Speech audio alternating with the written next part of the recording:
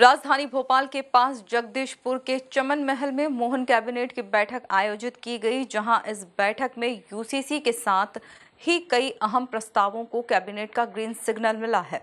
Mohan cabinet ने ease of doing business विधेयक 2026 को मंजूरी देने के साथ ही अग्निशमन एवं आपातकालीन सेवा विधेयक 2026 को स्वीकृति दी है। साथ ही निजी विश्वविद्यालय संशोधन विधेयक 2026 को भी बैठक में मंजूरी दी गई है। देखिए खास रिपोर्ट। जगदीशपुर में चमन महल में मोहन कैबिनेट की बैठक। ऐतिहासिक बैठक में यूसीसी के साथ कई प्रस्तावों को हरी झंडी।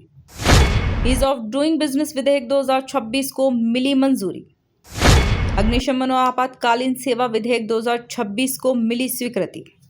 मोहन कैबिनेट ने ईज ऑफ डूइंग बिजनेस विधेयक 2026 को भी मंजूरी दी। इसमें कारोबार और निवेश से जुड़ी स्वीकृतियों को एक छत के नीचे लाने की व्यवस्था की गई है। विभिन्न विभागों की मंजूरियों का समन्वित और समयबद्ध निपटारा होगा। इसके साथ ही बैठक में अग्निशमन एवं आपातकालीन सेवा विधेयक 2026 को भी स्वीकृति दी गई है। इसमें विभिन्न विभागों के बीच बेहतर समन्वय और आधुनिक आपातकालीन व्यवस्था पर जोर दिया गया है। आग से बचाव और त्वरित राहत व्यवस्था को मजबूत किया जाएगा। निजी विश्वविद्यालय संशोधन विधेयक 2026 को भी बैठक में मंजूरी दी गई है। इसमें निजी विश्वविद्यालयों की स्थापना और संचालन से जुड़े प्रावधानों में संशोधन किया गया है। साथ ही उच्च शिक्षा क्षेत्र में निवेश और संस्थानों के विस्तार का रास्ता आसान होगा। अग्निशमन आपातकालीन विधेयक 2026 भी हम सदन में रखने वाले हैं। आज ये भी हमने पारित किया है। आज कई प्रकार की अग्निशमन की कई घटनाएं बढ़ती जा रही है अलग अलग प्रकार से।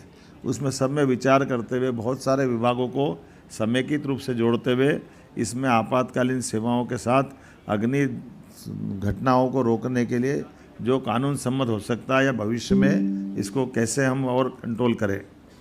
निजी विश्वविद्यालय संशोधन अधिनियम 2026 को भी आज पारित किया है।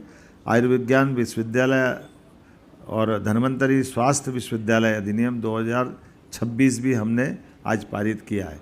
उल्लेखनीय है कि हमारे पास पहले केवल एक मेडिकल यूनिवर्सिटी थी, अब इसको हम तोड़ करके 2 में जा रहे हैं।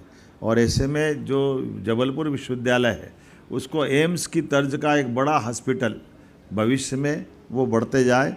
ये जो बीच के समय में मेडिकल के छात्रों को जो कठिनाई आती थी, कभी सारी परीक्षाएं कोई कारण से कोर्ट लटकाती थी तो पूरा सत्र सभी का हो जाता था। धीरे धीरे बीते समय हमने अपनी नर्सिंग के, पैरामेडिकल के या सारे परीक्षाएं कराने के हमारे सारे सरकारी विश्वविद्यालयों में पहले ये अधिकार दिए थे। अब धीरे धीरे करके हम इसमें और आगे बढ़ रहे हैं। राज्य बहुत बड़ा है, ऐसे में एक विश्वविद्यालय की कठिनाई होती है तो यह 2 में जा रहा है। आगे जा करके इसके और भी भविष्य में इस तरह से बढ़ेंगे। और वैसे भी शिक्षा नीति 2020 ये कहती है कि पर्टिकुलर एक सब्जेक्ट का विश्वविद्यालय के बजाय ये बहुउद्देशीय विश्वविद्यालय होना चाहिए। तो बहुउद्देशीय विश्वविद्यालयों की तरफ हमारे सारे पहले तो सारे सरकारी विश्वविद्यालय इस तरह चलते थे, लेकिन इसको चरणबद्ध रूप से हम आगे बढ़ रहे हैं।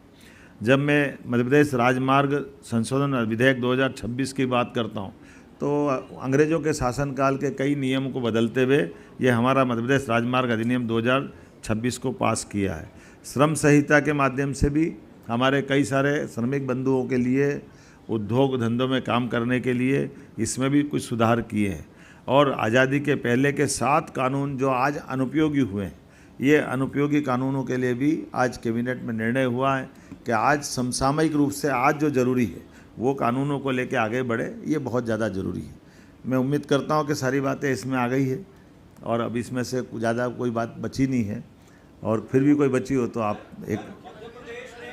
कुल मिलाकर देखा जाए तो राजधानी भोपाल के पास जगदीशपुर के चमन महल में मोहन कैबिनेट की बैठक आयोजित की गई, जहां इस बैठक में यूसीसी के साथ ही कई अहम प्रस्तावों को कैबिनेट का ग्रीन सिग्नल मिला है। Bureau report, MP news, Bhopal.